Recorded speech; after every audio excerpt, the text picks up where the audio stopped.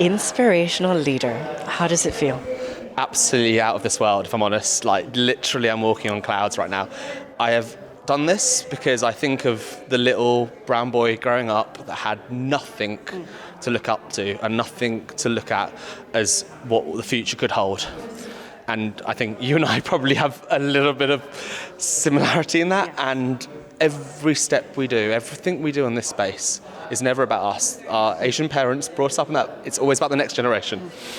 And this is what this was about today. And I must say, I'm completely, I am just a mess because this is brilliant. It's incredible. And we need more people who look like you and I, Yes. who have had diverse upbringings, Yes. who know what it feels like to be the one brown kid who's like, why are you not married yet? Who know why, everyone in the family is asking about you. Yeah. And if we make it a little bit easier for the next generation, then we've done our job. Honestly. And you highlighted very important things there about intersectionality. What makes an inclusive leader? What does it take to be someone who has inclusion by default, by not discounting all of our intersectional identities? So I think, firstly, championing others more than you champion any of your own intersectionality is, firstly, one of the most key things. Because by being diverse people, we understand these things. So understanding, I grew up in a family of 27 first cousins, 24 are women. I grew up having to be, whether I wanted to, I was obviously wanted to be, but a women's rights champion. Because I know how complex it is for Asian women. It's been tough. And as a result of that, I become a bigger champion for those who need my help. And we help those who need our help most. And that's what intersectionality is about, is understanding those who need most help and using the power of our movement, the power of our community. And we are powerful. Yes. I'm not taking this anymore, okay? We are a powerful LGBT community. We'll stand up to oppression that our government, unfortunately, is whipping up. Yeah. And unfortunately, is going to happen in the US now. We know that's an inevitable next step. And it's our duty to stand up. Absolutely, and being in solidarity with one another. Because how else are we supposed to move forward together? As individuals, and as we're all leaders. This This title is only for others. Yeah. It's about leadership is all about every one of us. I love that everyone can be a leader and everyone can bring others on board of that journey. And you bring so many people with you. The fact that just your visibility.